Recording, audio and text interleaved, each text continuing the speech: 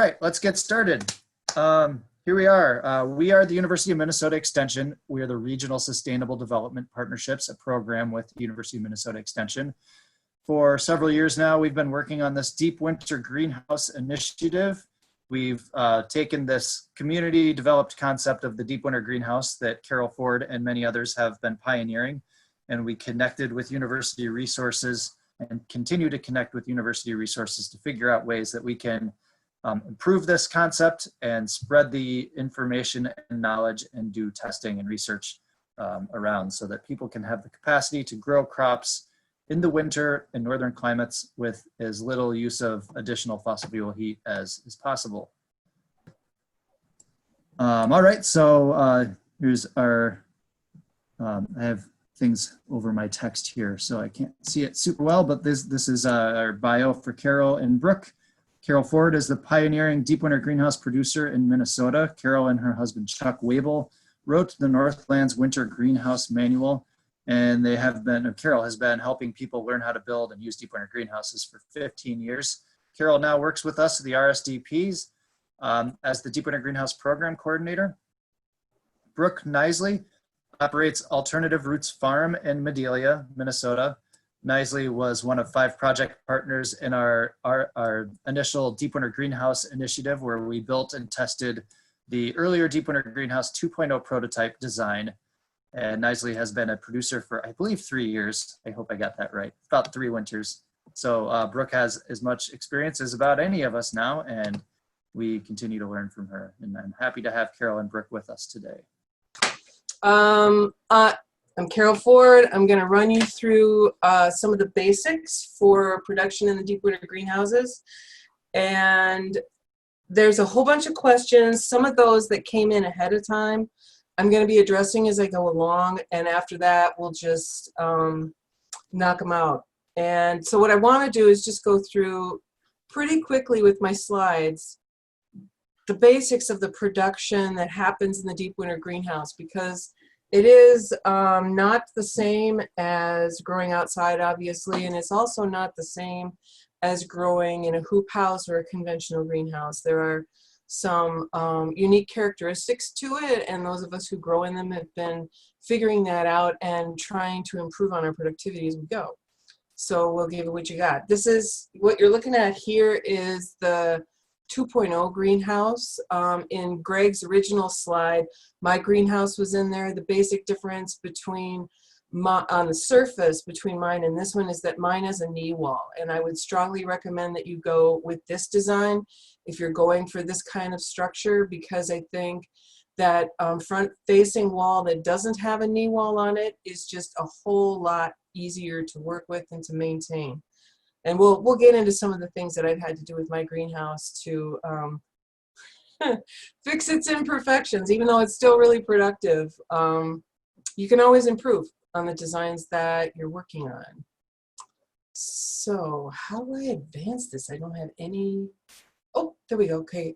And this is just a reminder that, of course, all of the work that we do is supported by other organizations that want to see us doing all of the research that we've been doing to be able to show other people how to improve the design, how to improve the productivity in there.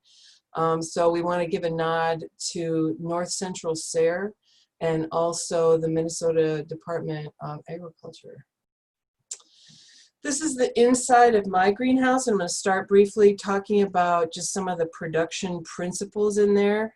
I know that some people want to build these to sort of just be kind of like a hobby, but what we've been geared toward for the research that we've done is to encourage farmers to look at this as a way to be able to provide fresh produce where they live in the wintertime up north. Sometimes for some of us in small communities, we're in food deserts as far as our accessibility for fresh produce. So that's part of the drive for the university to support the research and outreach on this, especially these days, holy smokes. Local food system resiliency is becoming clearly important in times of testing. So as you can see, this bad boy really kicks out the produce. And one of the ways that we decided to try to maximize that growing space is to have it be 3D instead of just growing on the surface below. Chuck and I just developed these very simple harnesses made actually just out of clothesline. And 15 years later, they're still in there. So, and the gutters that hang in them are made just of PVC house gutters that have end caps on them and holes drilled in the bottom. In this case, what we did was I have tiers of 3, and there's 2 rows of those that run along the length of the greenhouse. Now, we've also in recent years been looking at ways to increase that productivity by increasing how many gutters you can get in there and still have everything get decent light.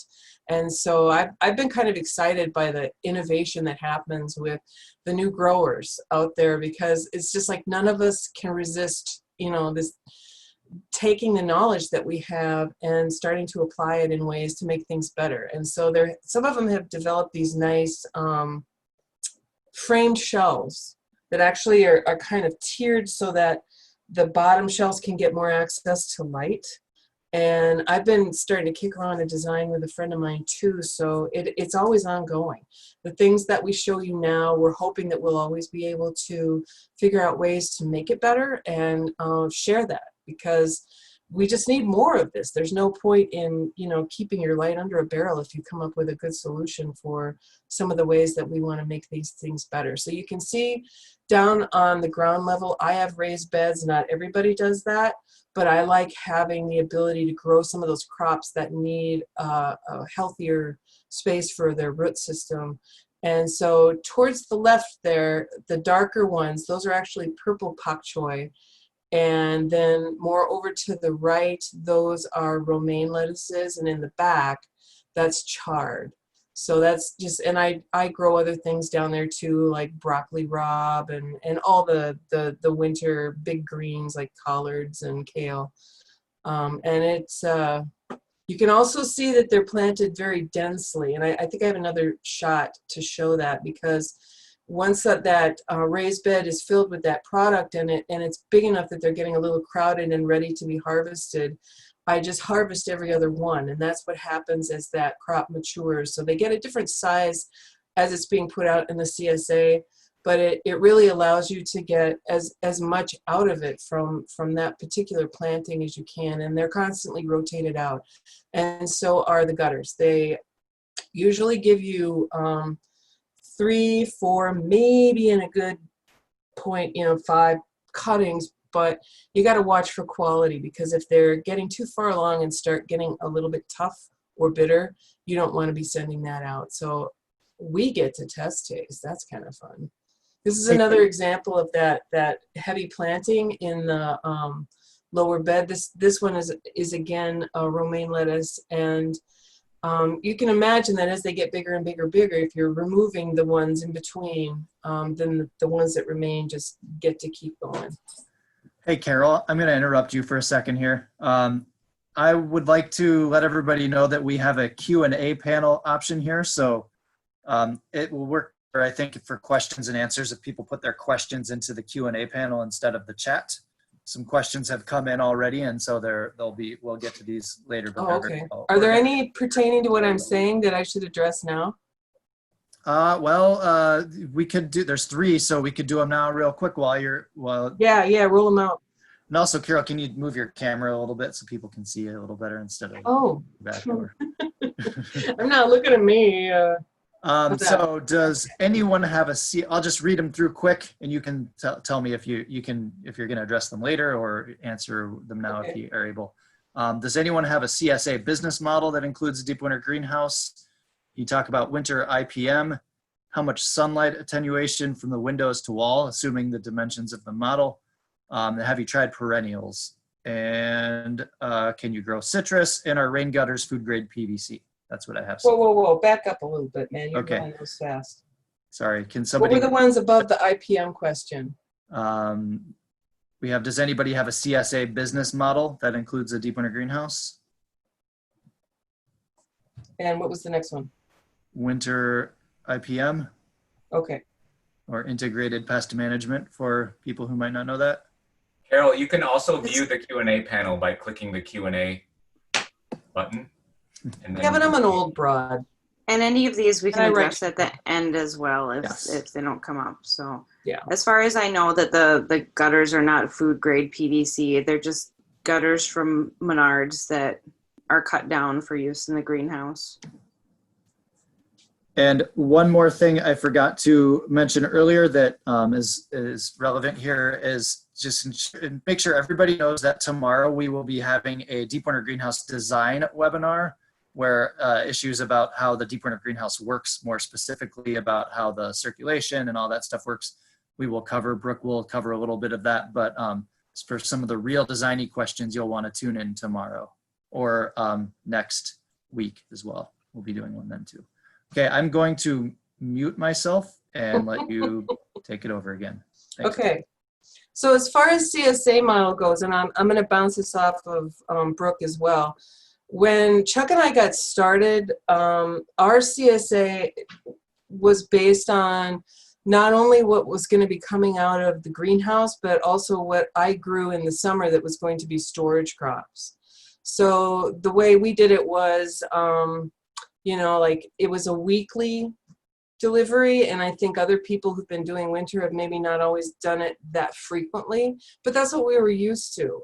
You know, I was a member of a summer CSA for a long time. So when I was starting out with just the greenhouse, I wanted to have those storage crops because I have a big, you know, root cellar down in my basement, and I wanted people to have a lot of variety. So I learned how to grow a bunch of different root crops that I had never even seen or tasted before. So that wouldn't just be, you know, carrots and potatoes and squash and onions. And people seem to like that, but I found at the end that mostly what they were after was the greens, because that's one thing out here that you just really have trouble accessing in the wintertime at the quality that we can produce fresh and local. Sometimes the stuff that you get out here in a store that's maybe mixed greens or something, it goes into meltdown pretty quickly after you buy it. And this stuff has a much longer, you know, lifespan in your refrigerator. And the taste is just, it's just such a high quality product that's basically what they wanted. I tried adding in herbs, which was a little tricky because if you're bringing in herbs from outside, please don't. Just don't, because they inevitably bring in bugs, and that's just a horror story we'll get into later. But what were some, oh, and I tried doing some crops from the summer that I froze and then had added to them. And I was doing surveys every year, you know, to kind of find out, you know, this was an added level of input, you know, for the CSA. Did people like it? Did they care? And they didn't. You know, now it could be different for somebody else. And that's the whole key in all of this. If you're not already into it and you're thinking about getting into it, you need to be able to figure out what people want where you are. And if it's not CSA, if you're doing it, you know, for restaurants or for schools or whatever, you may have an idea of what you want to grow. And if you can find the market for that, that's great. But if profitability matters to you, then your local markets need to matter to you, as well as how your personality fits with different kind of marketing. You may not be a people person, and it may make you just a whole lot happier to look for wholesale sales. You won't make as much. I mean, what we found so far with the initial research on profitability is CSA makes the most profit. But that's not to say that somebody can prove that wrong if they have the will to do it and are willing to do all the background for it. So let's see. So that's the CSA model that I've experienced. What about you, Brooke? The CSA model that I use does integrate crops from the summer field, storage crops, also cottage food, canned goods. So I do a winter CSA that features our greens. I do 7 deliveries throughout the winter. They happen every 2 to 3 weeks. I try to set dates as much ahead of time, but I also let it fluctuate with how the greens grow. And so they get salad greens, pea shoots, and microgreens each delivery, along with storage crops. We have a large organic apple orchard, so they're getting apples every delivery until late in the winter. and along with other storage crops like winter squash, onions, garlic, our applesauce, our apple butter, jam. It varies. And then I do pantry CSA in addition to that in the winter that features all of those items minus the greens. So that's a way I can add more people in when the greens are limited. Some winter CSA people also get a pantry CSA to double up on what vegetables they're getting. But I'd consider in the future how our farm's changing. We might end up doing less produce and more focus on the greens. Either way, people are itching for those greens in the winter, and that is a great option to have in addition to winter farmers market that we do. And I know that you've done some like sales to the local, the word just left my brain. Co-op. Co-op, thank you. Yeah, so what about the co-op? Has that worked out for you? I do a little bit, I mostly like to direct market. There are small co-ops. We move some through them, but most of it goes either directly to our CSA, to our monthly winter farmers markets, or at our on-farm store that we have open year-round. Mm-hmm. Yeah, I know the interns that were working in my greenhouse this winter, they decided to just like plant out my whole greenhouse all at once, and then they sold everything to one buyer in a nearby larger city. It was for a retirement home. And they kind of liked that it was so just like done with that first harvest, and you just take it to one person, you get your check, and you're done. But then they started looking at that check and realizing that, if they had sold that product through their summer CSA people who were already customers, they would have made more money. But I mean, part of letting them do whatever they wanted in there was for them to experiment that way. And so I think they learned a lot in there, but also had that experience of doing the growing. And then their second shares, or the second round of harvest, they sold to CSA share members. So I think it was a good experience for them to try out some different things. I'm going to keep moving on this, and then we'll get back to some more questions. So in the deep winter greenhouse, you're going to be choosing cool weather crops, because what we're trying to do is minimize the amount of outside inputs that you need for the greenhouse to maintain a livable, level for the plants. And with cool weather greens, obviously, you can take that down quite a bit. I used to set the temperature. I have a backup small propane furnace, and people can choose whatever backup they want, but you really need resilient systems with passive solar, because there can be times when there's just not enough heat light to regenerate what's going on with the storage underneath. So I would say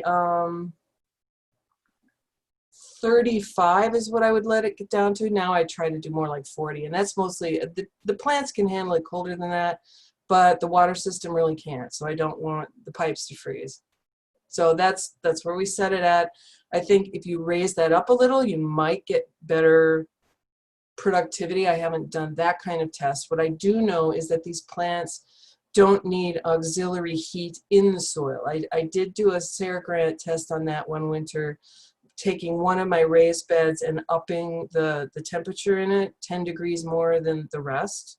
And what I ended up finding out is that the plants actually prefer cooler feet. I mean, that's what they are. I mean, think about when the brassicas are happy. It's not when it's 80 degrees outside and the soil is 70 degrees.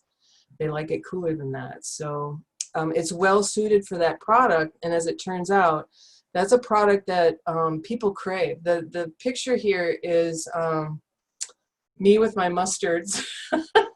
That was kind of early on in growing, and I was letting them get too big because I wanted to see what would happen. And they were still, they're tender. That's another nice thing in the greenhouse. Some of those, what you would think of as fiercer greens in there, are much milder in the winter because they're not getting blasted with heat.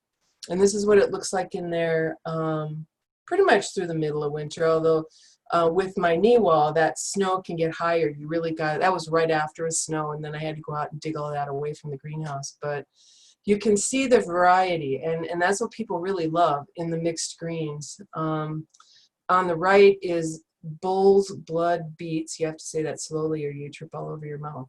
But that is a beet that's grown for its leaves rather than the root.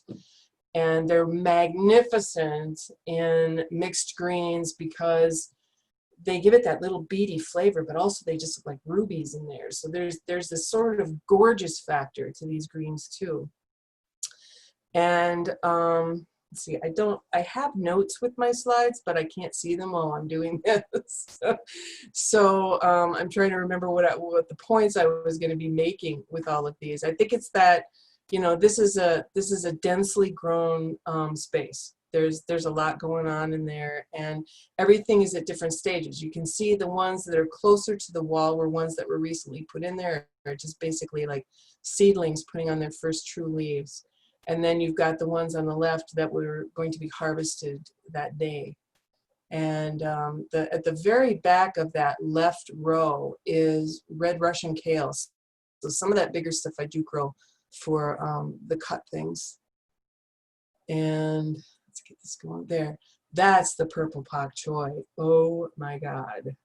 That stuff is so beautiful. I mean, the green in it is just like this glowing lime green underneath the leaves, and on the top they're just this deep purple, and it's hard almost to eat them because they're so gorgeous. The planting schedule in there, I know I talk about this a lot, but hopefully there's enough people here who haven't heard this that I'm not being too redundant. But the planting schedule is based on the phototrophism of the plants. And I actually did a bunch of interesting reading on that, and I got smartened up about this, and I want to get my notes out on this. I want to tell you guys about this because I thought it was really freaking cool, because there's a difference between phototrophism and, what's the other word? Where's my notes? Well, oh yeah, phototrophism and photoperiodism. But both are basically about how plants respond to light. And the phototrophism is when you see them, if they're not getting enough light, if you're trying to grow them in your house, Greg, and they're leaning. And it's the plant trying to change the way the plant is growing to do this so it can get more access to light. But the photoperiodism is how plants respond to day length. And that's critical in this greenhouse, because you're going to have some that do well during that beginning of the winter growing season when the days are getting shorter. And in the middle of the growing season, when it's that solstice period when you're getting your shortest amount of day length. And then that expanding season after that, which starts usually in early February, you can almost feel it when you walk in your greenhouse, right? Back me up on that, Brooke. If you walked in there in February and just gone, hey, Yeah. somebody woke up. It's cool. And so what you want to do is find out which are the best plants for those particular parts of the winter growing season. And we have all of that information written up for you that you can access for free on our website. And it's really easy to find. All you have to do is just do a Google search on RSDP, that's us, space DWG, that's the Deep Winter Greenhouse. If you search on that, you're going to come to our main page, which has everything that we've collected on Deep Winter Greenhouse stuff. So there's going to be the article that tells what plants to grow in each of those seasons that we've actually taken a look at and figured out that's the response they have. But the thing to remember too is that there are always new varieties of greens that are coming out, and I highly encourage people to try 2 or 3 at least every year that you've never grown before. And start out by trying them in the middle during the solstice time, because what you're always looking for is that holy grail of plants that have very little photoperiodism to their nature, and some of them do, and we've discovered that, and it makes your planting schedule a heck of a lot more fruitful, you know, to know those things and to apply them. And on this one, the one on the left side is Johnny Seed's wildfire mix of lettuces. Normally I only plant a single crop in each of my planters, because that way you don't end up with that kind of uneven growing where they look, you know, like some are way too big and some are too small, and it messes with, you know, how nice the mix is going to be. So, but with this one, with the Johnny's, with the wildfire mix, I found that it consistently, they grow very evenly. You can see that there's nothing out of, you know, looking wonky in there. And the one to the side of them is red vein sorrel. And that one for me is an example of stuff that I grow, not because it's super productive, but because it really enhances how people experience the quality of the mix. It's beautiful.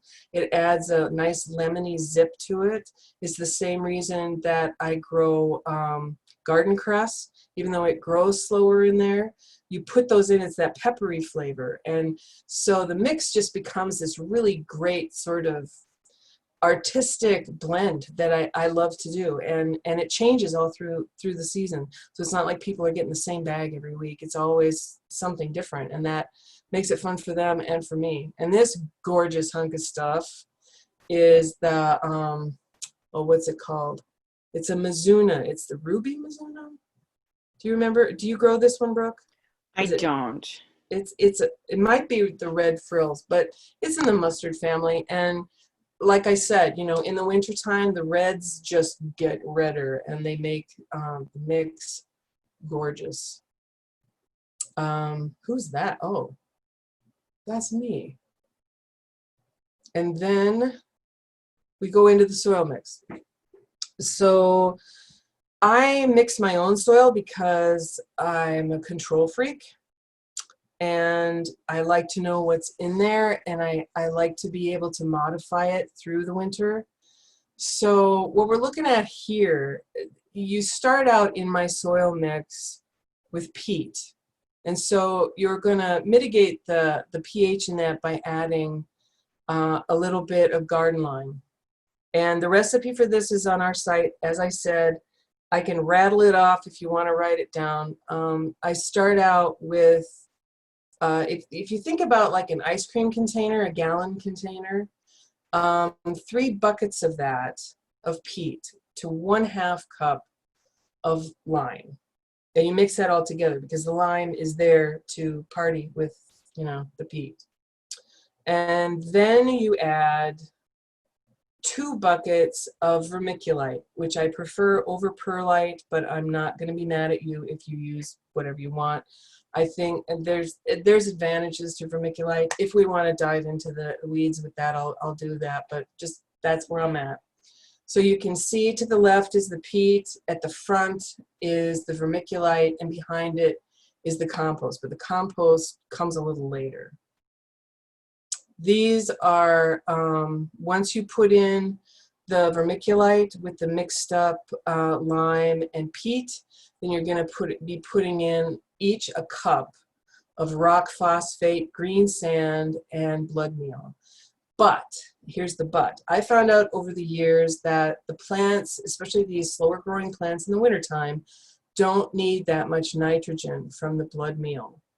So after some testing that we've done in our research, which you can also read on the website, I concluded that the best thing to do is to change up this part of the recipe, and I cut the blood meal in half in the first segment of the winter, and then in the middle I cut it out completely, and in the last part I go ahead and put it in a whole cup because everything's growing like crazy. I mean, once you get into mid-February coming on to March, they're going to respirate enough that they're processing that blood meal, and they need it for the added activity that they've got in their growth.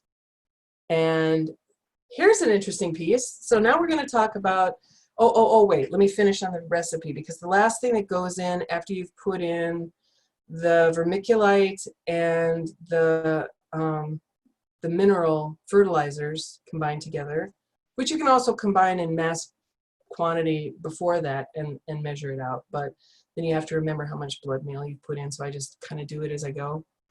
And the last thing that goes in there is then 3 gallons of compost. And for me, I'm going to tell you what I do. And of course, you're going to do whatever you want to do. I've had this conversation with people that want to use their own compost. And I am suggesting that you have to be mindful that the greenhouse is a contained box. And so if you introduce something out of your homemade compost that is a pathogen or you know, some kind of dirty, rotten little bug that lives in the soil that's going to mess with your plants, you have no mitigating natural stuff going on that's going to help you deal with that. And it can be a nightmare if you get soil problems in the deep winter greenhouse. So what I do is I buy OMRI approved and fortunately in Minnesota locally produced compost. And the compost that I use is composted forest waste and chicken or turkey manure. And it's done really good. We've done some tests with different soil mixes. And when mine was compared with a fairly similar recipe, except it was with a cow manure, they were pretty darn close. I think Greg would say it's pretty much a toss-up, but mine beat it just by a little bit. So I'm saying I was the winner. And so I'm sticking with it. And if you are one of those just mad, crazy composters that really knows when you've got it down good, then, you know, you're going to do what you're going to do. But please remember that if you're selling this product, and if any not well composted material gets on, it's all leaves. And so if you have the most disastrous possible thing that could happen to one of our producers, to have someone get E. coli from your greens, it's going to be a world of hurt. And to me, it's just not worth messing around with. So that's my take on that. Now, Carol, Hey, Carol. to clarify, what compost is it? You use Mississippi topsoils? Mississippi topsoil. Mm-hmm. Right. And I use Purple Cow Organics. Right. That's the one that was tested against the Mississippi topsoil. So Carol, I want to interrupt you just because there's a question that is relevant to Okay. exactly what you were just talking about before compost. In your recipe mix, is it dolomite agricultural lime or is it pure calcium carbonate? I just buy garden lime. Yeah, all right. Me too. I've done the pelleted stuff and not. I don't see much difference other than that when you're mixing up your soil, it's easier to see the pellets.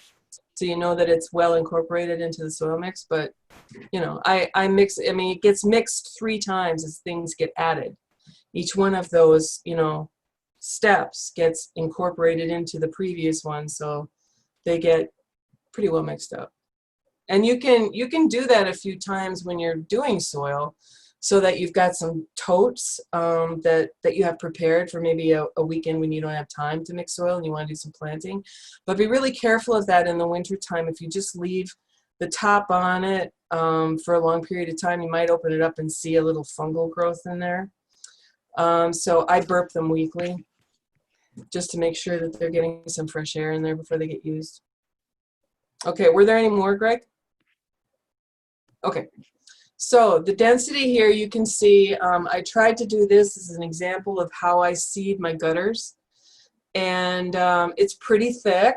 I think it blew the minds of some researchers working with us. So we decided to do trials on, can you get away with less density? I mean, the thing that I like about this is that when it sprouts, you saw what my gutters look like. They're like chia pets, you know, they're just very dense growing. And what we found was when they cut that back, the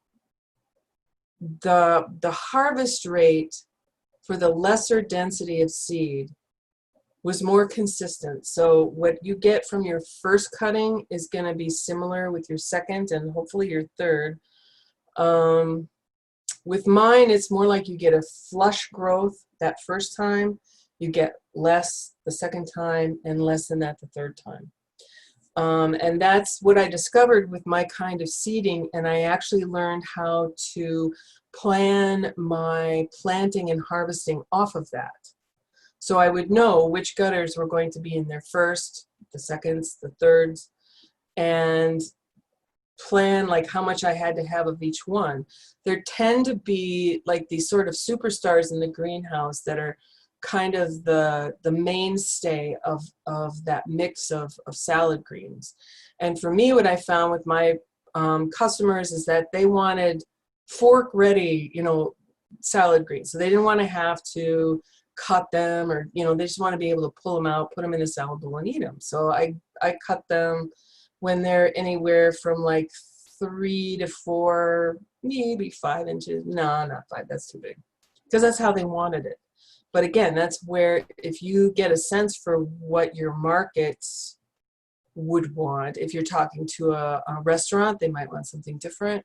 They might say, you know, that's all great, but how many pea shoots can you grow for me? Or, you know, so that's a whole separate webinar, is talking about the marketing part of it. So I'm going to make myself stick to this. And so, but think about that. This is what I do to get the results that I want. But you can experiment. That's what a lot of people do when they're starting out in this, because we're all still learning. And that's that. That's all I've got for slides, because we have lots of questions to answer. So stop share. Is that what I do now? Yeah, you can stop share, and then we will switch to Brooke, who will show a video, and then we will start, we can get to all of the questions.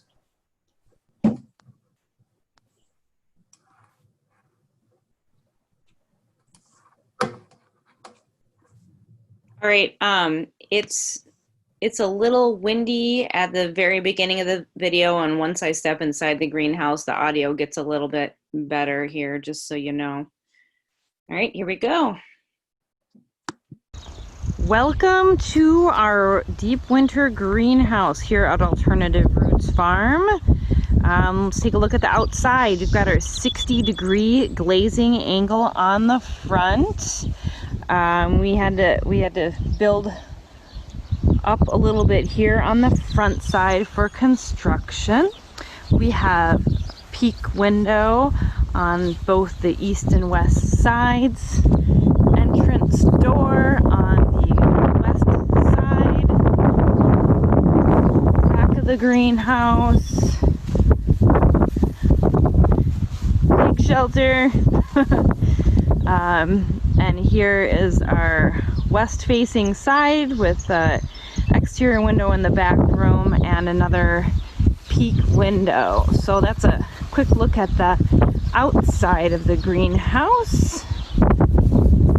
Let's take a look inside.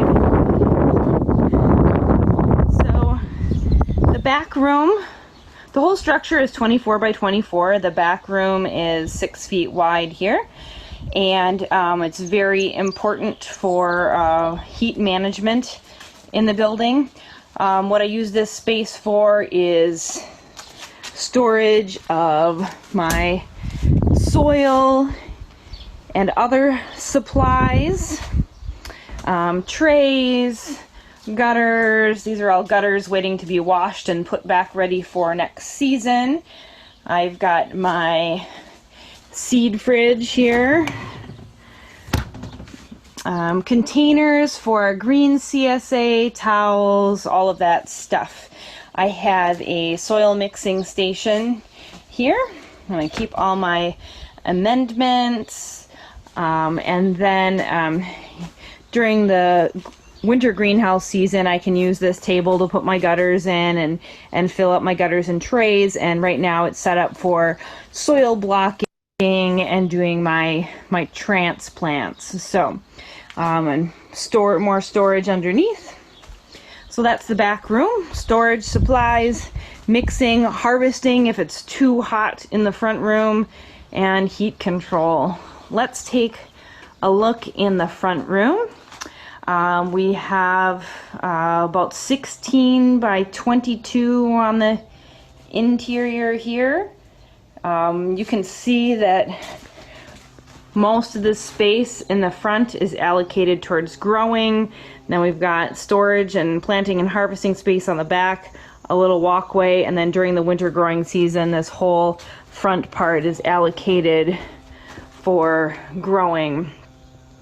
The way I have everything set up right now is for our end of the spring transplant production, or this is where we switch to after we're done with our winter greens, or a little before we're actually done. So in the winter season, these 3 front tables will be where they are, but then this second and third tiers will be a second and third level. The tables, I think they're about 18 and a couple of feet higher. This height, that height. They overlap about a foot over top to not shade the bottom ones. And that's how we maximize the space for growing greens in the winter.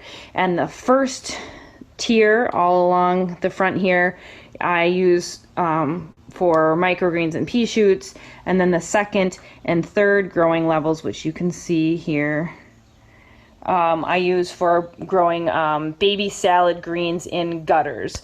Like you see, I have basil in here. All right.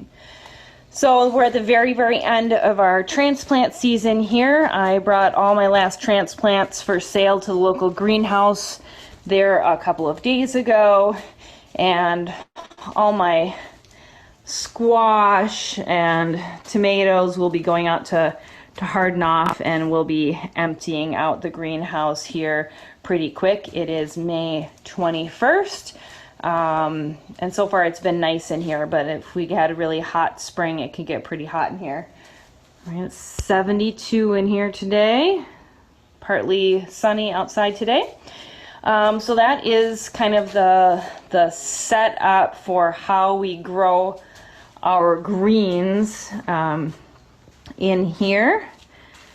And let's look at other key elements in our greenhouse here. The circulation system. Up here in the ceiling, we have an intake pipe.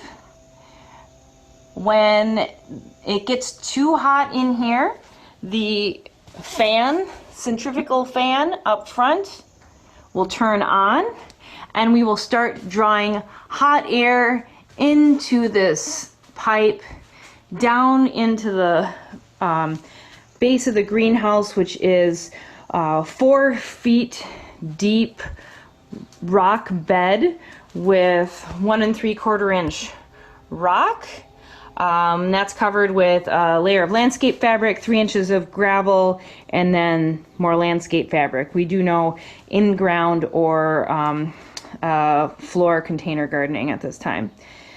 So the hot air is going in there, and then all along the front wall you can see the output PVC with drilled holes. Beneath the rock bed, at the bottom of the rock bed, there is another horizontal pipe like that in the front that's connected to this fan, and there's another one in the back that's all along connected to this pipe. Those are both perforated, so the warm air is getting kind of passively drawn through the rock bed by the fan, and when it's sucking in hot air on hot days, then there's cool air being distributed out this pipe to help dry condensation on the wall and help with air circulation, humidity, cooling off the structure.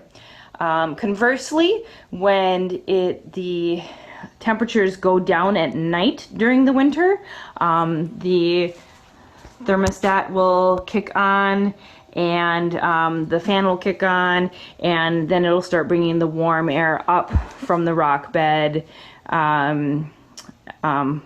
in addition to it passively coming up through the floor to help heat the space on cool nights. If it does get down to 45, the backup heater kicks on, and it kicks on for a few minutes here and there, and nothing extensive. Also, to manage the heat, In addition to the circulation system, we use a 50% shade cloth. During this time of year, it is drawn all the time.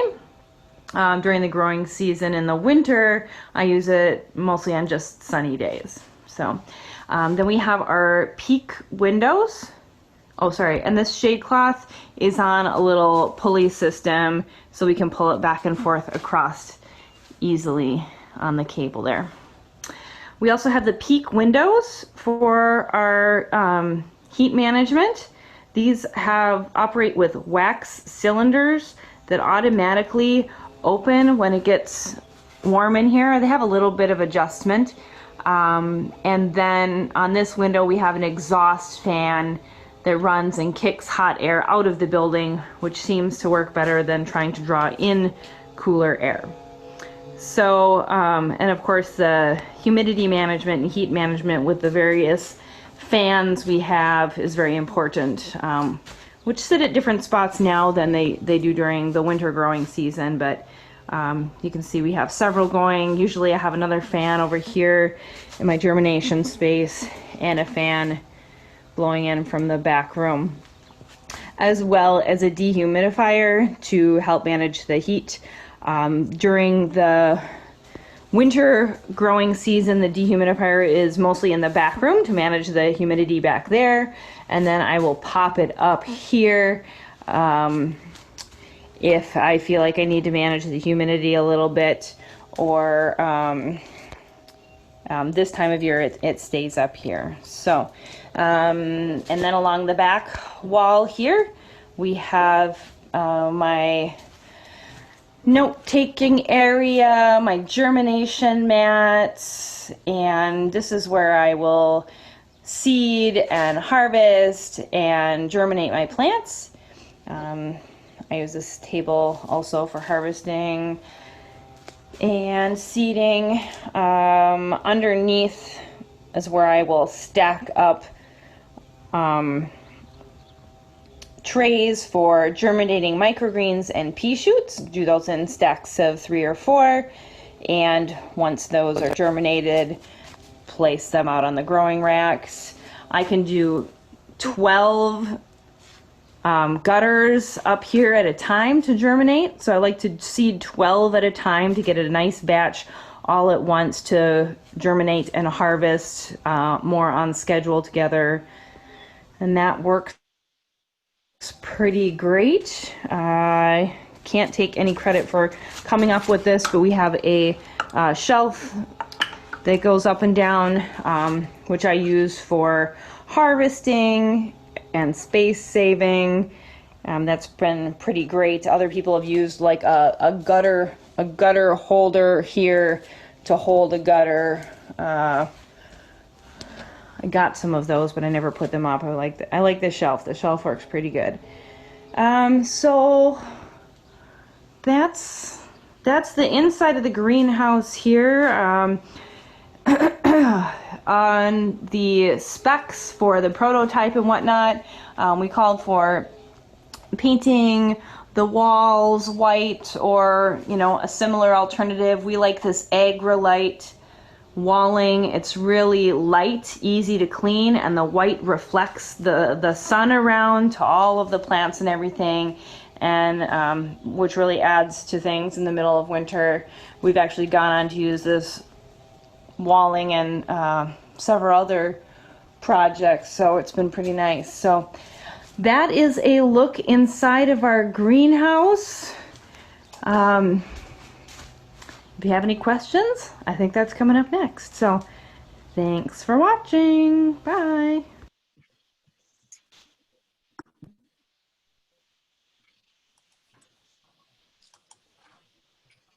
Right. So, as we wait for Brooke to Did I shut turn that down off? her screen, I can try stuff. Wait, how do I Yeah, do you it? can. There's a Share. stop sharing your Stop. screen. Okay.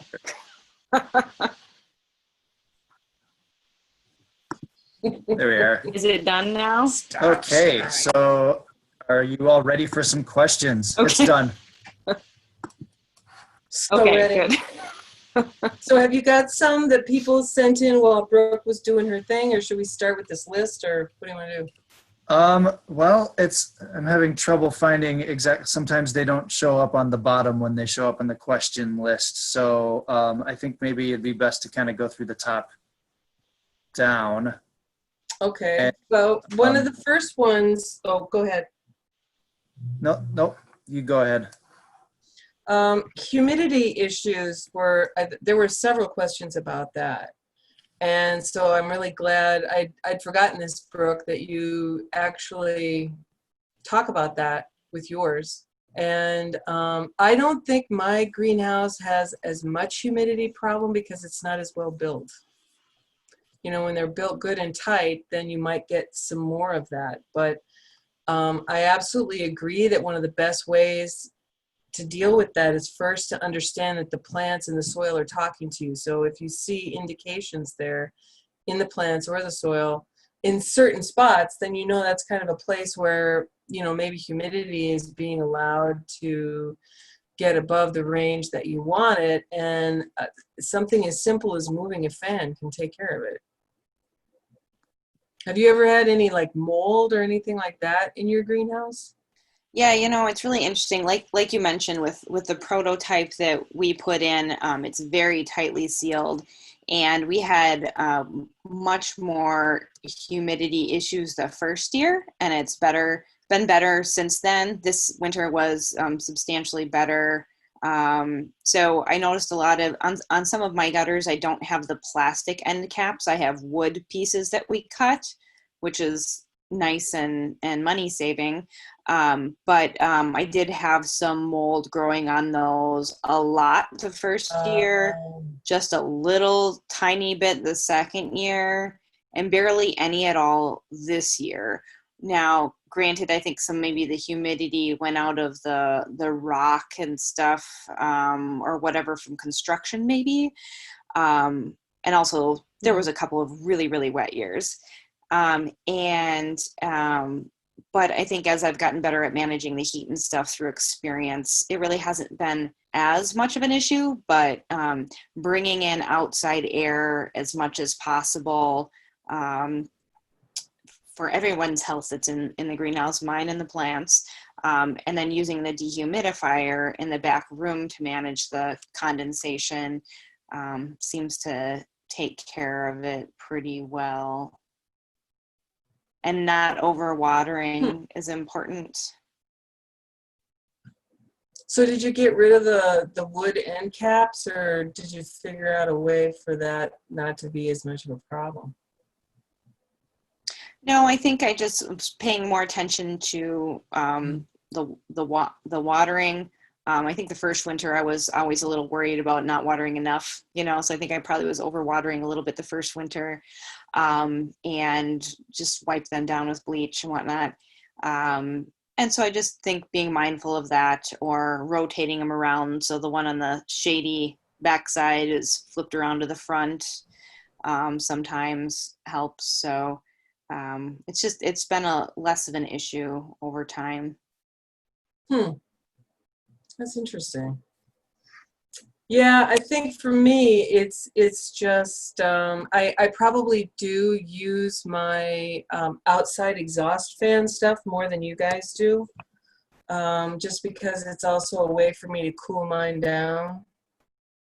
I don't think mine maybe draws as much heat down as Dan's system does, so I tend to recommend, you know, it's like, we did the first one and it wasn't perfect. It's still really productive, but if I was to build another one, I would do a 2.0. I just think there's a lot of improvements that were made in that design, not only above surface, but also below. And that's the thing too, if anybody has a bunch of design questions, we're probably not going to get to those, as much of those today as you will if you've signed up for the webinar. Well, Dan's got two, but one of them is tomorrow, and he's going to be delving into all of that, as well as with the new farm scale deep winter greenhouse that he has designed. One hasn't been built yet, but he knows a lot about how that is different from this and what are the advantages, disadvantages. All of that will get covered tomorrow. So once someone else also asked about what's the temperature minimum that you go for and what's the ideal. And for me, I don't have my backup heat kick in until it's down to 40. And you said 45, right? 45 Brooke? is the lowest. Yeah, 45 is the lowest setting on our backup electric heat. So that has worked pretty well with the monitoring. We're seeing the coldest spots get down to 37, even with that backup heat set at 45. So I'm pretty happy with that temperature for keeping my plants happy. Mm-hmm. There was a question about outdoor temperatures, coldest outdoor temperatures in those. Oh, well, we're in Minnesota. Coldest temperature has probably been 40 below. Yeah. And in managing the heat on sunny days, I'll still be drawing in air from outside when it's below 0, depending on the inside temperatures. So, Yeah. And so one of the ways that you get around that is to not, you don't want to be drawing in air directly from outside when it's that cold because it's too shocking to the plants. And that's why it's nice to have a buffer zone. Like for me, I converted my 2-stall garage into a 1-stall garage, and the other side is my packing shed, and that's where the door is that goes into the greenhouse. So you have to first walk into the garage and then get into the greenhouse, and there's doors there. So you never get that solid Minnesota cold outside. And the nice part of that too is since I do all my packing in there, and then the boxes can sit in the greenhouse at night when it's 45, it's like putting them in a cooler. And then they can go right into the garage stall where the car is to get them delivered. So they never actually have to go outside until they're going into the food co-op or wherever I'm dropping off boxes. But that airspace in there that's not as cold as outside and not as warm as the greenhouse is a really handy tool. And all it takes is a fan to blow that air into the greenhouse. And it really helps if you've got, like she said, I mean, you can have it be 20 below outside, but if it's a bright sunny day, it can get, well over 80 degrees in the greenhouse. And you want some of that heat to be drawn into the system that's charging up the rock bed underneath. But if it's getting much above that, these cool weather crops, they are not fond of that temperature range. And if they're exposed to it too long, they'll bolt. So it's just really a matter of learning over time how to kind of balance that environment that you're in charge of. Let's see. Oh, somebody asked about about IPM and pest management. I have a couple of Brooke, questions. have you ever had bugs? you know what? I had some fungus gnats this winter, which was a result of my ginger failed very badly ginger experiment last year. So I had those. I tried to grow ginger over the summer, and I let that go too long and had those still going when I started up the greenhouse for the year. And I just managed those with watching my watering, and then I eventually put up fly strips, and they didn't become a huge problem, just annoying. So that's all I've had though. Yeah, and that's a good point too, is a lot of, with some of those humidity questions, a big part of it is recognizing that you got to pay attention to how much you're watering stuff and not to be overwatering. I think it's better sort of err on the caution of being a little bit on the dry side in the wintertime. Because, if you've got if you're doing a lot of watering and it's ending up down below or just like more than the plants really need if they're dripping wet, that's going to contribute to the humidity in there. And if you're closed up because it's so cold outside, it is hard to get rid of that humidity. And when you were talking about that humidifier you use, it was one of my moments because it's like never occurred to me. I just wanted to kind of blast it out, through the side when it got hot enough outside to get rid of it. That's usually when I would exhaust the humidity in my greenhouse that way. But yeah, you could plug something in too. So duh.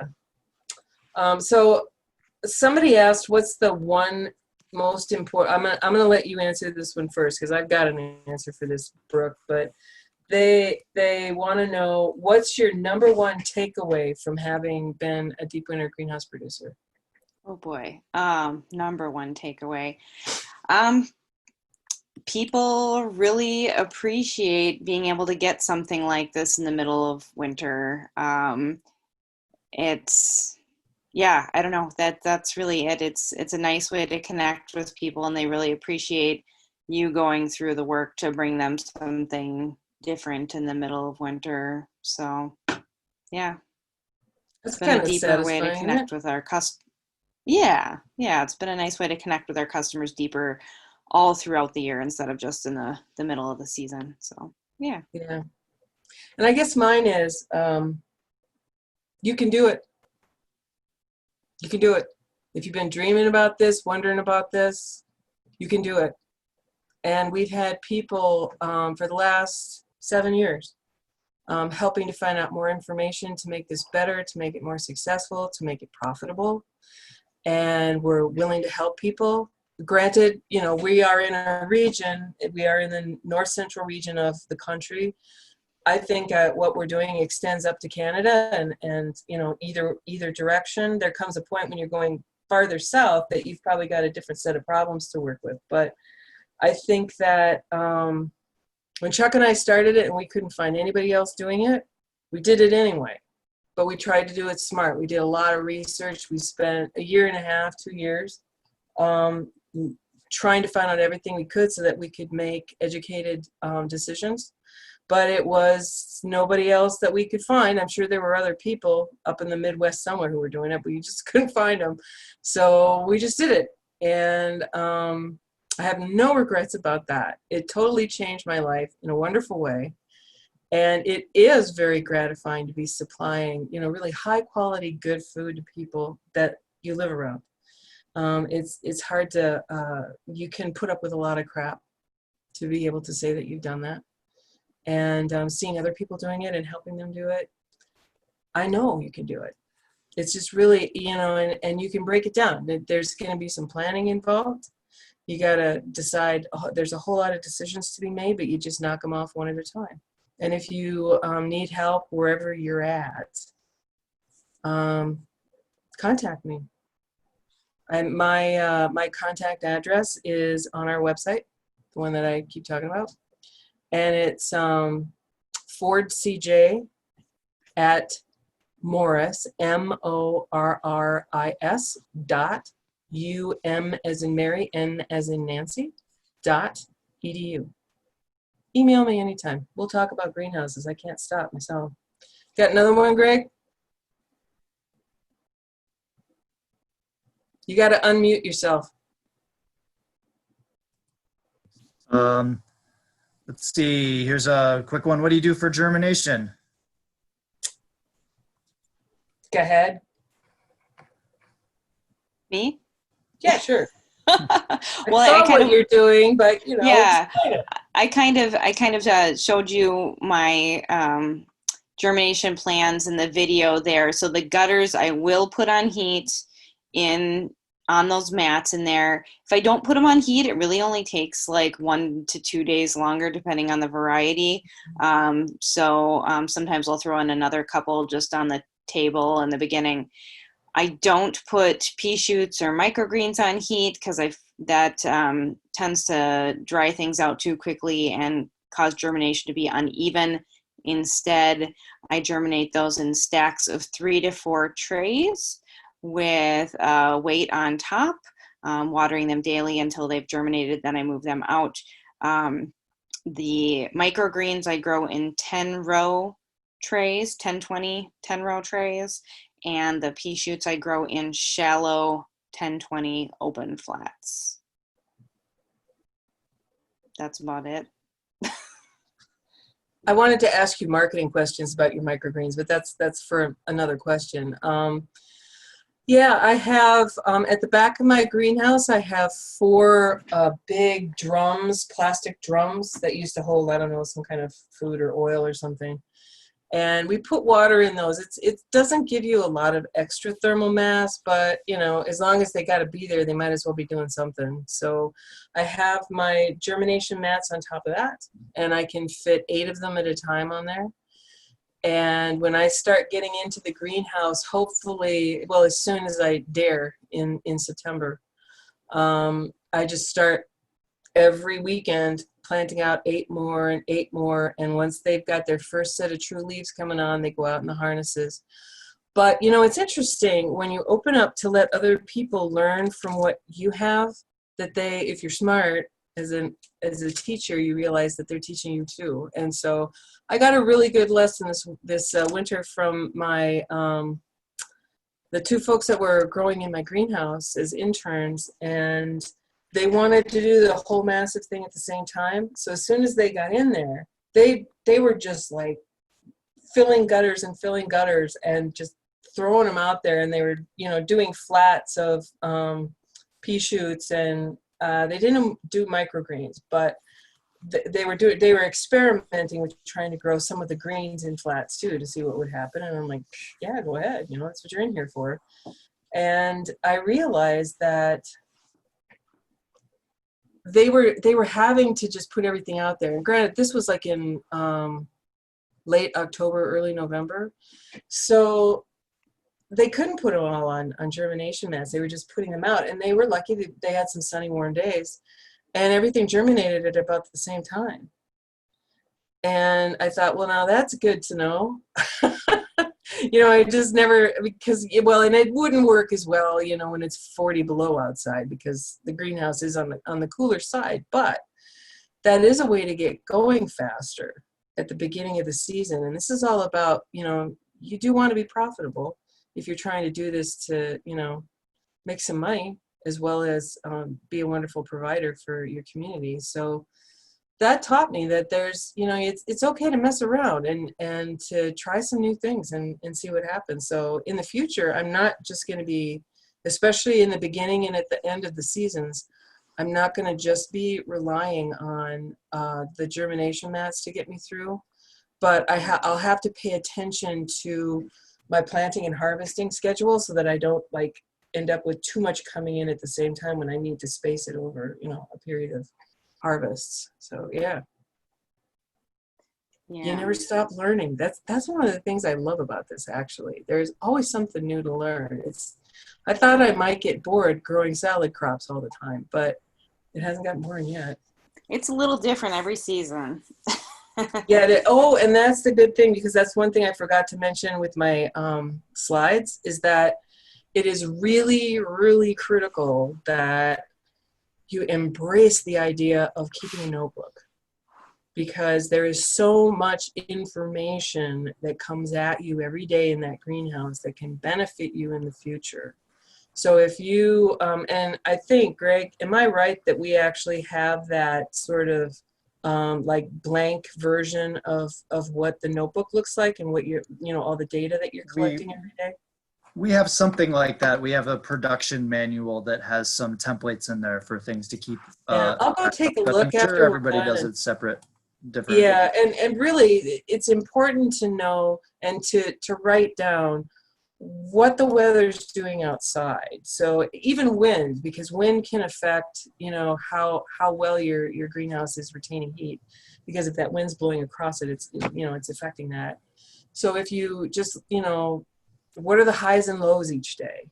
What is it sunny? Is it not? Is it, you know, all of those things that you would collect outside, then you turn around and you collect it inside. And when Chuck and I got started, man, I mean, that guy, he was really into this, you know, so he had like thermometers everywhere, including one that he dropped down the exhaust pipe into the rock bed so that he could know, you know, at different times, you know, just pull it up and take the reading and write it down. And you're basically almost writing your own production Bible at that point, because you'll look back and see, you know, if you come across some sort of problem you're having, it's like, didn't that happen a couple of years ago in September? Let me look back and see what I did there. And that's also, oh, but yeah, we kind of dropped the ball on the IPM thing, other than talking about gnats. Oh yeah, because I love talking about bugs, you know.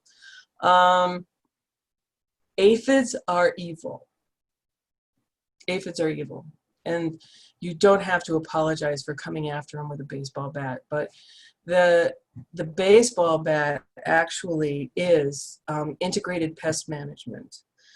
And in the case of, if God forbid you don't listen to me constantly saying, please don't bring any outdoor plants into your greenhouse, please just don't.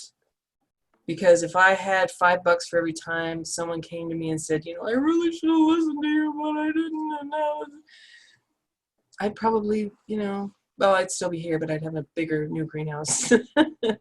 But in the case of aphids, when I first got them, it was my first year, and the guy from the IPM company that I had talked to said, oh, don't worry, your first year is your free year. They're not even going to know you're there. But, you know, I live in a village of 400 people on the edge of the usual when it comes to agriculture out here, which means a lot of soybeans and a lot of corn. And when the soybeans have aphids in the fall and they get harvested, the winged aphid, the winged versions of them are looking for some place to go. And they sniffed out my greenhouse. And so I wasn't doing daily observation like you're supposed to do.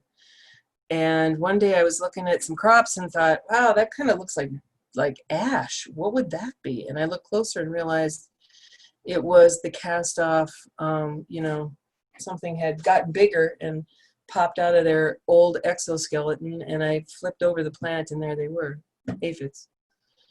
And I tried all kinds of spray, you know, organic stuff, but it's kind of a nightmare in a greenhouse that's that small and that intensely planted, because with those organic products, you got to hit the bug to kill the bug, and it's almost impossible to get them all. So after a few rounds of that, I realized that, you know, I don't think my customers are going to be happy eating greens that have been sprayed with soap so many times. And so I talked to the guy, and he suggested a species of wasp that happens to be more active than most of the aphid destructo bugs that they have to offer. So I tried them, and they worked like a charm. But it takes a while when you have an infestation like that, because aphids are cloning insects. So as soon as they've popped out of their mother, they are a mother, and they're putting out babies like a mother. And so you have to really come down on them, or they're all over the place really quickly. And if they feel crowded, that's when some of them sprout wings so they can move around more easily. So fortunately, wasps have wings too. And these wasps, for the 2 weeks of their entire lives that they are adult, these females are doing nothing but trying to put an egg into every aphid that they find. And they're very effective at it. So yay aphids. They're on the spendy side, because you're going to spend as much on them getting shipped to you alive and well as you do on them themselves. So the one place that I have always recommended is the ones that I use, because they really saved my bacon on that one. And I learned that in the future, when I got them again, I look every day for them and for all the other bad guys, you know. So as soon as I spot some, I call them up and order bugs, and we go to town. And then you develop this sort of balance thing. Once you've got those predatory insects in there, you start to have an ecology of balance. So you're not going to get rid of all of them, but you're going to get rid of enough of them that it doesn't impact the health of your plants. And I tried ladybugs as well, but they were not active enough they didn't even really start laying eggs. They did a lot of mating. I got to see that, but not a lot of, you know, what I wanted. So I stuck with the wasps. They've done well for me. I've talked to other people who've had similar kinds of experiences and had luck that I didn't have with ladybugs. And others have said oh gosh, what were some of the other ones there? Well, the place that I work with is called Green Methods. So if you just do a Google search on them, the really nice thing about them is they're very interested in being educational on their website. So you can look at all kinds of dastardly bugs and the insects that love to eat them, or use them for a nursery. And so, yeah, that is definitely the way to go as far as I'm concerned in a deep winter greenhouse. But again, what the important thing is to become educated so you can make your own choices on what you want to do and find out from that. And that's, again, circling back to the notebook. All of this stuff needs to get written down. You're doing it for yourself, because your greenhouse is going to have some unique qualities to it that others don't, depending on where they are on the axis of the earth. So this is what you do for yourself to make it a little bit easier down the road, because it's easy to forget some of that stuff. So just write it down. You won't be sorry if you did. Have you got any, Greg, or should I just go to my next one here? There were a few in here you could probably kill with one stone about perennials and tropical plants, including the citrus in the snow example with limes and citrus, obviously citrus growing inside. So if you have any comments that can address those, that'd be good. How about you? I'd like to chime in on that. So for me, I'm definitely going for production, because I am, we're a farm, we've got markets, CSA customers. I want this space to be as productive as possible. So for me, the focus is on growing cool season crops that are going to thrive in this environment, not just so that I have lots of good, healthy crops, but also so I'm using less fossil fuels and whatnot. I don't add extra lights. I'm not adding extra heat to try and grow tropical plants, etc. And I don't run it year round. So the focus for me is on those cool season crops that are going to thrive in that climate, that are going to tolerate the heat swings in the day, and tolerate the cool temperatures at night, and do best in that environment. So that's why, I'm not trying to grow tomatoes or cucumbers or whatever all winter. I'm just growing the cool season greens. I have not tried any perennials. Still working on a summer use for the greenhouse. Haven't tried to grow any citrus or anything like that. And I think the question about the missing day length also kind of ties into this. Would it make sense to use LED lights and such? And there has been some experiments with that probably somebody else can speak to more, but it's kind of the same reason. I want to use the sun, and I want to reduce my fossil fuel use as much as possible. So not adding in any extra lights, any extra heat. Hopefully, eventually our farm will be on solar or wind or something, and we can take this to another level. But for now, I'm just trying to minimize it using the sun as much as possible. Yeah. And that was our goal too when we started. Perhaps I've been a bad influence. But it's when Chuck and I were starting out, the whole idea was, let's find out what we can do with the minimum amount of inputs and still have good crops. And that's what we're growing. We're growing food for people. And one of the reasons, for example, that I stopped growing broccoli in the greenhouse, even though it makes the most magnificent broccoli, I mean, it's so sweet and so tender, you don't have to cook it, is that it took up too much space for what I was able to harvest off of it. So I ended up switching to broccoli raw, because you eat the whole plant. And so those are the kind of choices that I've made as a producer. If it's a hobby experience for you, I mean, Dan talks about this all the time, like you can grow anything if you throw enough energy at it.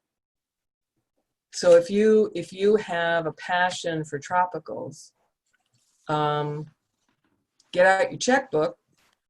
But another friend of mine from Alaska once said to me, yeah, sure, I can grow bananas in Alaska, but who wants to pay $100 for a banana? Yeah. And so, it's like, make your choices. If I have not, I actually did, a friend of mine at work talked me into growing a couple of Meyer lemon plants for a few years, because he just really wanted, they're the ones that you use the leaves for. You don't really eat the fruit, if I've got the variety right. And so I grew them. They had thorns on them too. And I would put them outside in the summer when they would thrive much better, and they would just look so pathetic in the greenhouse in the winter. And they never did produce fruit, although they supposedly can. And so at the end, I just took all the leaves off of them, and he put them in his freezer, and I think he's still eating off of those. But I thought, this is like asking an elephant to live in Alaska. It's not going to be fun. And so, yeah, that's about my limit. The one thing I could suggest is that it really is playing with fire, taking plants in and out of the greenhouse for what I already described. It's very easy for aphids or other bugs to hitch a ride in, and you might think that you checked it over. I mean, the last time I got aphids, I had a rosemary plant that I wanted to try and overwinter, and I looked it all over. I didn't see aphids, but what I didn't realize is when aphids are sucking on rosemary juice, they turn dark. And what I thought were just little flecks of dirt were aphids. And they got in, and fortunately I knew what to do by then, but it was just like, like I didn't know. So yeah, learn from my mistakes or not, but it's pricey if you don't. So yeah, that's my take on tropicals. That's not really the kind that, especially with RSDP, that has not been where our research has been focused. You can certainly do some searching online and probably find others for whom that is a passion. And if you want to use a deep winter greenhouse to cut down on the amount of excess heat that you use for that, go for it. But there's not a lot that we can offer you, because that's not where our research has been devoted. And I don't see it being that in the future, but there might be others too. Any more, Greg? All right, I'm trying to throw answers in that I can to questions as I go. So let's see, outside temps for the winter. We talked about that. Can you post the links? I did. There are a couple at the very top here. Oh, I'm sorry, I'm looking in the wrong place. That's why. What's the smallest reasonable size for a deep water greenhouse? I don't know if you have an idea about that, or if that's something more of a design area, but well, actually, I would not build one any smaller than mine. Chuck and I built ours the size it was because we needed to build with the knowledge that if it failed, it wouldn't kill us. And so mine is what, 18 by 22, I think. And the thing is as Chuck described it to me, and maybe Dan could hop in if he's around, but the more airspace you have, the easier it is to balance it. At one point, Chuck and I built like a hot air maker off the south side of our house that was up against two windows in the living room, and it was just, it was just like a triangle off of the house, and it wasn't designed to grow anything. It was just designed to be a space where the air would get hot, and then we could pull that air into the house, and it was very effective at that. But also, as soon as the sun went down, the temperature dropped in that thing like a hammer, and as soon as the sun came out, it would get really hot again because there's not that much air in there. So the more air you have, the easier it is to balance that out. And so, yeah, you could probably build one smaller than mine, but I think you're going to have more problems with the temperature in there. And I think the bigger they get, and we'll find that out when we finally get to build that farm scale greenhouse, that it's going to be easier to manage your temperature if you have as much airspace as you can afford. And that's what we did. And if I built another one, it would be bigger. What do you think, Dan? You want to? As long as you don't go too tall. There are problems if you go too tall. That becomes unusable space that is then heated and cooled and conditioned. And again, you want to maximize the use of the space. So there is a limit to how high up you probably want to go. What is that? I'd say whatever you can reach. Really, I mean, if you have some kind of system by which you can, access the area up there, then fine, no problem. But you are going to get more stratification, right? You need good air mixing in there so you don't get too much, too hot at the top and cold at the bottom. But I think really you could probably go pretty small, really, as long as you have some kind of thermal mass. So you've got heat storage and you've got air circulation, and if you've got insulation, really, I mean, those are the key components. Thanks. I want to note that it is 3:31 right now. So if anybody is looking to get off the webinar at the time we said the webinar would end, now is the time. We will be posting this webinar online on our website, which has been linked several places in here, and can be found with a Google search, DWG and UMN, University of Minnesota, UMN, DWG, shows right up. I think we can have some time to keep going through some questions here. I'll also let you know that we will be doing this very webinar, but with different growers, Shane and Louise Johnson, next Tuesday, followed by another design webinar the Wednesday after that. So that's next Tuesday, June 2nd and Wednesday, June 3rd. You register the same way you registered for this one. So any lingering questions, or if you're interested in hearing it again, please feel free to jump onto those.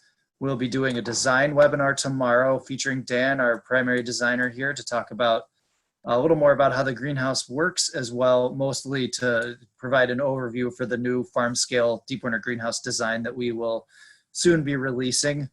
And with that, I think that I will try to keep some of these questions coming and talk about some of the more production areas, some of the production questions, and try to highlight those. So with that, we have a question on top here. I've had problems with a white fungus on the lower leaves of my plants. Any suggestions? To me, that just speaks to your water and humidity management, maybe just being more careful with the watering. That's when I've had problem with growth in my gutters. Carol? Yeah, I would want to see it, because I would want to know that we're not talking about scale here. I mean, there is a pest that looks sort of fuzzy and white that goes under plant leaves. So, it's I want to know where those plants are, what are the conditions that they're growing in. Is this in a greenhouse?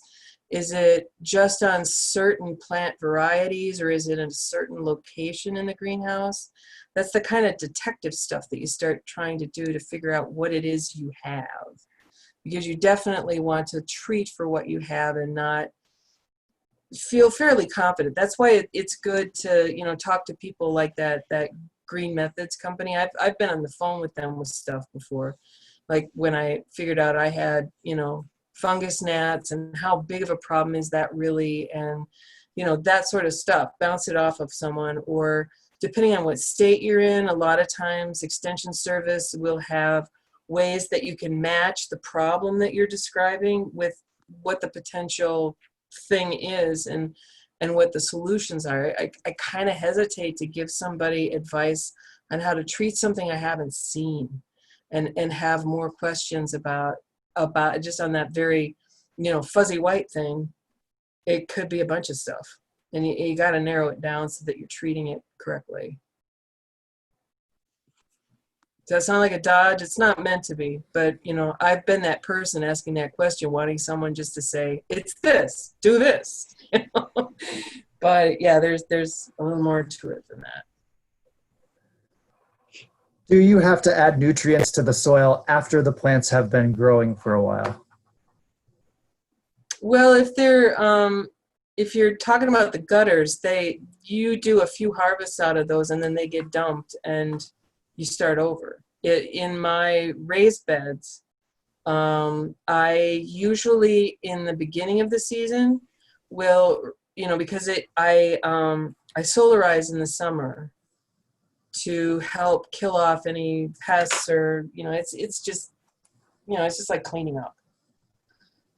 Because outside you get a freeze that helps you kind of do that, and you have to do it for your greenhouse in the summer at some point. And then in the fall, I usually do a soil test just to see, how the nutrients are looking in there, because you don't want too fertile of a soil. It's a waste of money. You just need to have the right nutrients in there for the plants to thrive. And so what that usually ends up being is I haven't had to add a whole lot more peat, but I tend to just start off with some good compost. And if there's anything in addition that looks like it's out of whack, I can always fix that with adding in some of the mineral fertilizer. And depending on what's being grown in any given raised bed, if I've been hit at making it work pretty hard, I'll redress with some compost maybe mid-season or coming into the last of those 3 mini seasons with some added compost, but not really any more fertilizer. It hasn't seemed to need that for me. What about you? Well, Brooke, you're just in flats and planters, right? Yeah. So you answered the question already. Yep. Okay. I'm going to pick one of mine because I think it's so awesome that we can't answer, but it's a great question. How do you bear-proof a greenhouse? How about it, Dan? Any ideas there? Well, polycarbonate is really very durable material. So I would recommend using a rigid glazing rather than flexible polyethylene sheeting. So any of the clear rigid panels, the double glazed or the triple glazed, they even make up to 10 wall polycarbonate, but that reduces your light transmission considerably. So I would not recommend going that thick. But still, the double glazed stuff is extremely, extremely strong. It's basically the same material as your like Nalgene bottle, so if you drop that from a height, it's going to bounce. So I think it should resist bear claws pretty well. The other thing I would say is just make sure your details are nicely wrapped so there aren't places where they could get a hold and tear stuff open, like edges and so forth. Concrete could work well, as long as it's insulated, preferably on the outside. You might have to do it on the inside. You could also do what's called a T-mass or a thermal mass system, which is a layer of concrete, then insulation, and then another layer of concrete on the outside. So it's a sandwich of insulation. So you've got concrete on both sides. That could be pretty strong. I'm not going to go too far down that path, but that might That's more than I thought I'd get out of you, to be truthful. That wasn't bad, especially on the fly. I give you credits for that. Thank you. Not a whole lot of bear activity here. But they do up north. God knows, that's a reality up there. I guess I would start with looking at parameter things you can do to discourage them. And I don't know how much fencing helps with that. Or if there's things that, anything you can think of that bears don't like. But, I gotta kind of wonder, why would a bear want a salad? That's not really what they're, Warm. I don't know. Yeah, that's all I got. You're making me really glad I live in the prairie, that's for sure. Okay, Greg, give us another one. So there's another kind of follow-up to some of the IPM, a question about sacrificial crops for aphids or any sources for native insects that can help with aphid management. Wait a minute, say that last part again. I couldn't hear you very well. Any sources for native insects that can help with aphid management or sacrificial crops like trap? Oh, well, the ladybugs would be one. I think that they do better probably in the first part of the winter seasons, or maybe the last part. I know lacewings have been used for some insects in the greenhouse, but I would still recommend buying them from an insectary, because trying to capture them outside sounds like a lot of work. You got to have enough of them to manage the pests that you have. And if you release them before you have pests, if they're there to eat them, they're going to starve. And if they're there to lay eggs on them, they're not going to be successful. So I actually was surprised when I started looking at aphids how many creatures really like them. But the ones that are provided by the insectaries, they already know that they can get them to reproduce for them to introduce into greenhouses in pretty large quantity. Trying to go out in the summer to collect egg cases, or, it's like, if they were as effective as these teeny little wasps, I would love to have like praying mantises in my greenhouse, because they're cool. But they're not going to want to eat the common pests in the greenhouse. And to try it, yeah, I think it would be a mighty chore to go out and try and collect what you need in the fall. And you'd have to do a lot of research on that bug's life, because some of them want to die in the fall, and some of them want to winter over under a rock. So, yeah, I would first get really educated about the ones that they already know are successful, because if you hit a problem in your greenhouse, you're going to need an instant solution. But lots of conversations with bug experts would be a way to start educating yourself to the point where you could decide if you really wanted to go for that and see how it would work. It's a big gamble if you're trying to do this to make money and to be productive, to risk losing your crop to bugs because you're going to try that kind of experiment. But as a friend of mine has often said when she's been giving people guidance in how to start up a farm business, is that, not everybody does it for the money. And if you're just doing this as a hobby, or some other plan that you have for it, you can do whatever you want. But what we focus on at RSDP is trying to help people grow food for their communities so that we can have more resilient food systems. And that doesn't mean that hobbyists are bad, not judging. It's just not an area where we could offer you a lot of useful help. Okay, couple questions on aquaculture, aquaponics. I think we might even have a participant who does aquaculture, aquaponics in their deep winter greenhouse, but I'm not 100% positive about that. So, any thoughts or ideas about that issue? I keep throwing the ball at you, Brooke, but go ahead. Well, I will say my personal opinion, and I'm not to offend anyone, but I believe we need to eat plants grown in soil for maximum nutrient benefit for us. So I choose not to grow in that way. It's not the right fit for my farm or where I want to take things. So I don't have any personal experience to add on that. I think to clarify, I think I might be wrong, but there might be others, but I think the questions are about aquaculture and aquaponics specifically, and maybe that counts what you're talking about as well, but incorporating fish into the greenhouse.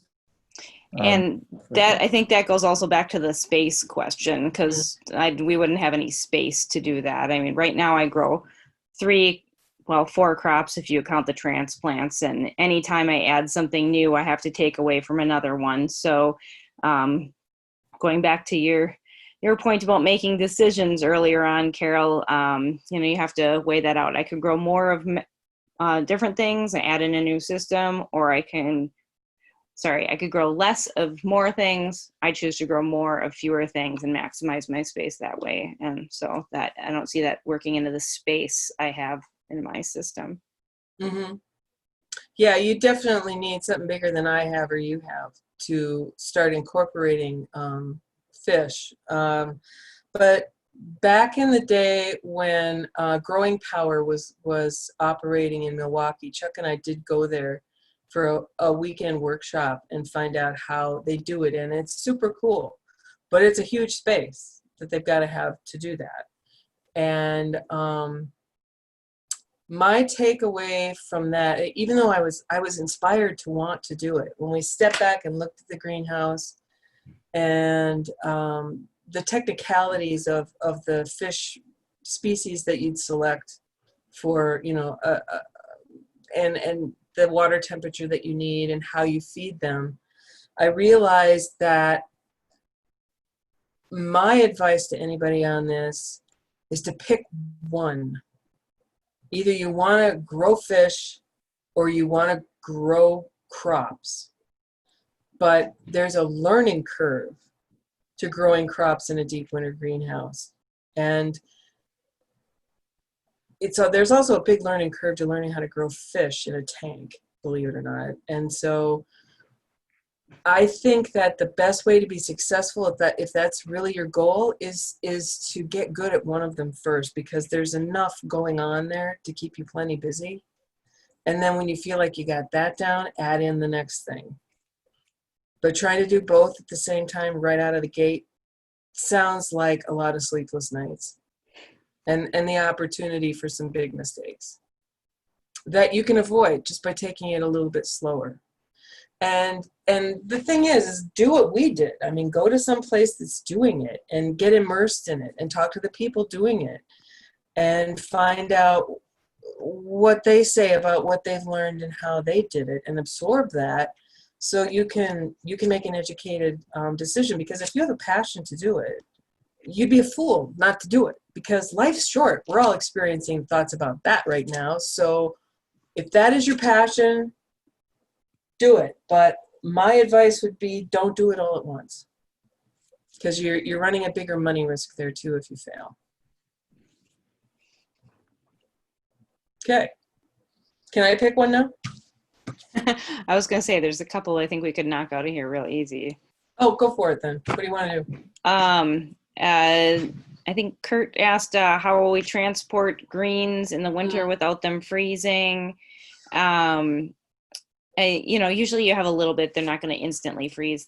Thankfully, we're not that cold, but I am either carting things around in closed totes or coolers, either on a sled to the other side of my farm to get to this farm store, or into my car to take to market or whatnot. And that works just fine. Yeah. So sled's important too. And somebody asked if we reuse the soil or mix new soil each season. Our soil all goes into the compost. Nothing gets reused. So. Yeah, same here. Did you have another one? I thought I did, but I lost it here. So. Well, Greg is going to be pleased to hear that somebody asked about tomatoes.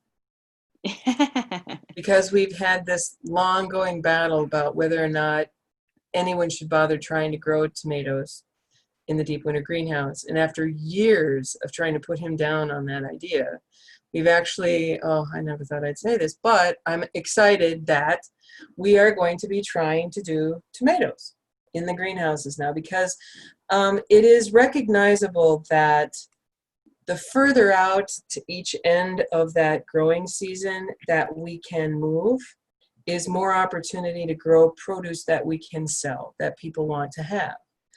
And what I kept trying to explain to Greg in my experience with having tried to grow tomatoes is that when I tried it starting out in the spring, it got too hot. And the tomatoes, I also tried peppers and some squashes. They dropped their blossoms because it got too hot. And so I decided that meant that you can't do it. And then last year, I got this image in my phone from one of our growers who had these two ginormous, tomatoes growing in his greenhouse in June. So I thought, well, how did you do that? Now he's got a great big deep winter greenhouse, probably the biggest one in the state. So he's got a lot more airspace, that helps. But it got me to thinking that if we could actually pull this off and grow these things, so we got a grant to try it. And we're going to be starting them in February, March, and April to see if we can get a crop in June. Because if we can get the first tomatoes out of Minnesota that are vine ripened and grown in this state, name your price. You know, I think people are going to absolutely love being able to get tomatoes that were grown here in June. So we want to find out if we can. And that's the great thing about these research grants, is that they let us answer those questions for you. So you're not taking the risks. We can afford to fail if it fails. But if it doesn't, it opens a really nice door for us to start thinking more about how long we can be producing crops out of these greenhouses through the year. So that, if you'd asked me about this a year ago, you would have gotten my "Greg, you're just nuts," you know, speech, but maybe he's not. And we're going to find out. So we'll let you know. We'll be starting, you know, next year. But I'm looking forward to it. I really am. If we can do it, why wouldn't we? And it's time to find out if we can. Do you think it's going to work, Brooke? I'm really interested to see. I think we'll be able to find something to work, but yeah, we gotta find something to do in there in the summer. I think that is a key thing for the greenhouses and my farm in particular. So. Well, and that's one of the nice things, I think, about RSDP being able to be involved in this, because this is why I wanted to get involved with RSDP, because we have access to people at the university for whom this has been their devoted world of education. And so we can access somebody in the horticulture department who has enough experience with growing tomatoes in a bunch of different ways and different spaces to suggest the most likely varieties of tomatoes that could work for this. That saves us a lot of, you know, experimenting to just start out with that kind of expert's advice. So I think that's going to help us be able to give a definitive answer to this ongoing burning question. But also, you know, we're going to continue to look at other crops that might be able to do the same thing. There's a question I found on the chat. It's about bottom watering the gutters. Has anybody ever experimented with watering from the bottom up? I have not. Nothing is even enough, I feel like, to try to do that. Yeah, and being a control freak, I really like being able to have full control over how much water gets into each planter. In different spaces in the greenhouse, water gets used more or less. And it would be lovely to have a mechanized system in some ways, but that watering time that I have is also when I do a lot of my observations on plants. And all you got to do is stick your finger in the soil to know if it needs more water or not. And it's a tactile thing that you learn as you grow. It's just like knowing when the soil mix is right. You handled it enough. It's like making bread. You know when it's ready.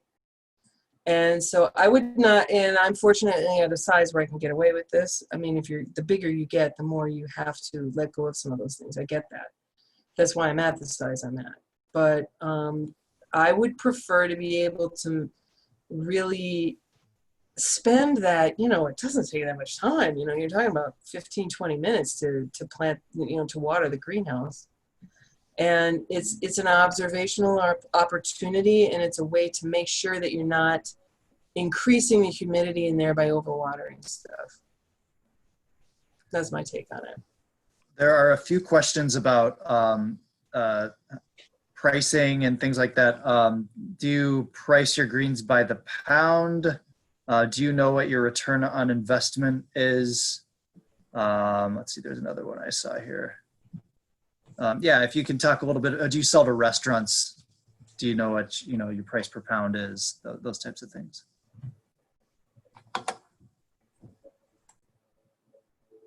Go ahead. There I'm not.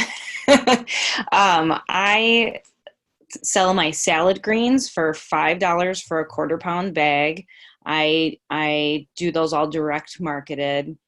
I sell microgreens, $5 for a 2-ounce clamshell or $15 for a pound. I do have some restaurant clients for my pea shoots and my microgreens. I sell the pea shoots at the same price as the microgreens. And yeah, so I do sell to restaurants. That was the pricing. Return on investment. It cost us $38,000 to build our greenhouse. We were hoping to make our return on that in, I think 8 years was our initial goal. I think it's going to be more like 10.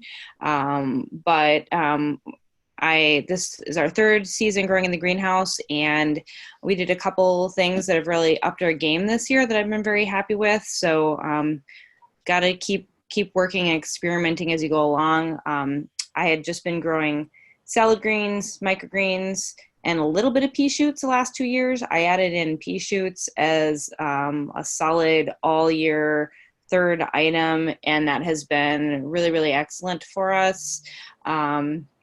And like I said, I was able to add some restaurant clients with the pea shoots, and also really significantly increased my garden transplants sales to a local greenhouse this year. So that has added into that as well. On the RSDP page, there should be links to Ryan's financial analysis, correct? Ryan crunched the numbers. I don't really crunch the numbers to that degree, but I like what Ryan does. So I'd like to see him be able to do that enterprise analysis again in the future. I think it would be pretty good. So that's what I got for those questions. Yeah, she's talking about Ryan Pesh, who's a guy who works for Extension, and everybody wants a numbers guy in their corner. And Ryan is that, because he not only does a summer CSA at his diverse farm near, what is the town he's near? Pelican Rapids, is that right? Okay. And he also is an extension educator. So, and his area of that is profitability. So he's been very good for us for those, kind of bottom line guys. And there's a lot of farmers who fall in that category because they have to. Our bottom line tends to be on the thin side. And if you guys can hear my neighbor mowing my lawn, I apologize. Can you hear him? It sounds loud in here, but I'll just keep going. I'll just power through. It's very faint. Oh, good. So, yeah, and I think what Ryan's put together is useful reading. That's why I'm glad we have that site where everybody can go and read that stuff. And you can correct me if I'm wrong, Greg, but I think his bottom line was that CSA was the most profitable of all the various models that you could do. It just depends on what you can make the most money at. If it's CSA, that's what you do. There was a guy somewhere who was selling a lot to schools and somehow managed to make more per square foot than others. So it's just what your skills are going to help you make the most money at. But CSA does certainly have its advantages, I'd say. Well, I know it's not for everybody, but it's certainly been great for me. And I'll be, after something of a hiatus from it, I'm going to be starting that up again next year, because I miss it. And I do love that interaction with people when you're selling product. It just, it's a very satisfying thing. And it was profitable for me. I got my greenhouse, well, soup to nuts in my greenhouse was $18,000, but that was 15 years ago. So times have changed. And I think that the 2.0 design is a much more robust structure than mine. And why wouldn't you? Because you want this thing to last a good long time. Oh, that reminds me, there was somebody who asked this question of, how is my greenhouse holding up after all this time? And The answer is she's an old girl, but she's still doing the job. And what we did discover that's important is that we did not put a large enough beam across the peak. And as the years went by, that started sagging a little bit, and it caused where the main wall of the south wall of the greenhouse, the polycarb, was pushing at the point where it meets the knee wall. And so it was starting to bow the knee wall out and causing gap problems. And the really expensive solution to that would have been to basically tear down the greenhouse and build it back up again.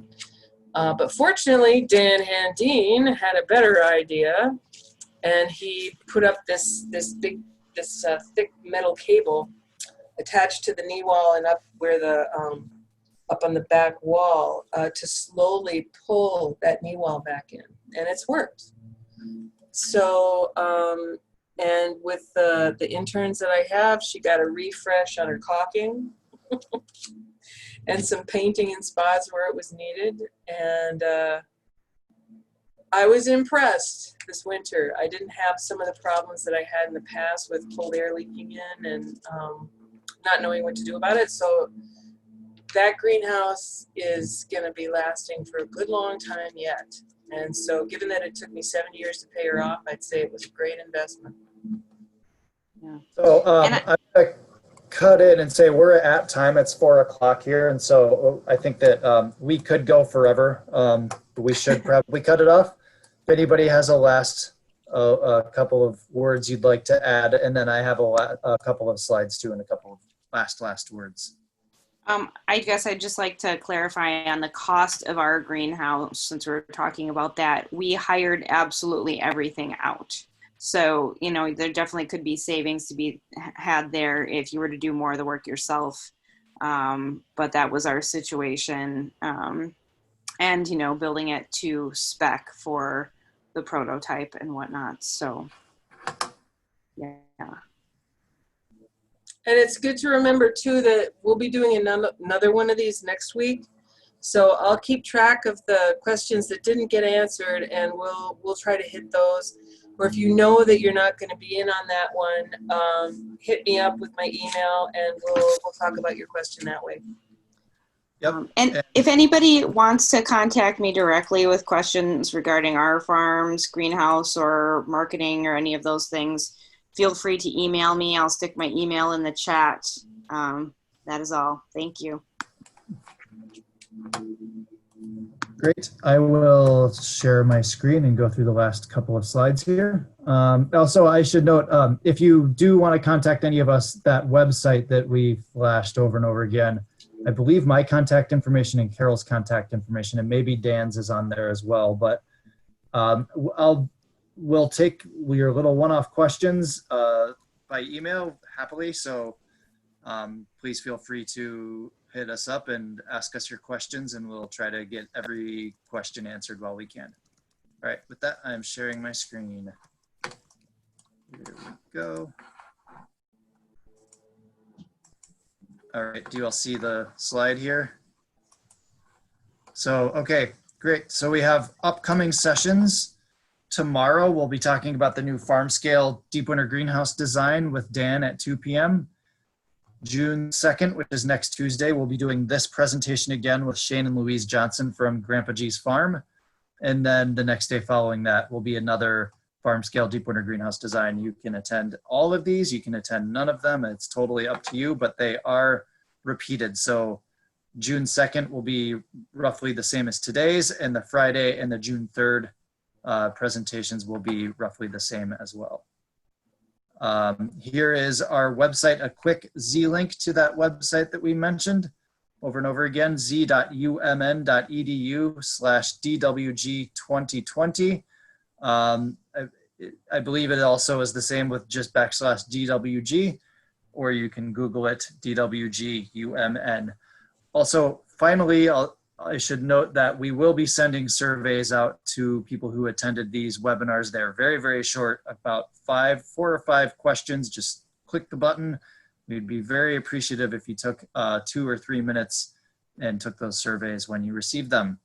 And I believe that is all for today. So thank you very much to Carol and Brooke, and to Dan and Anna for helping out as well. And I hope to hear from all of you soon. And with that, I think we'll be done.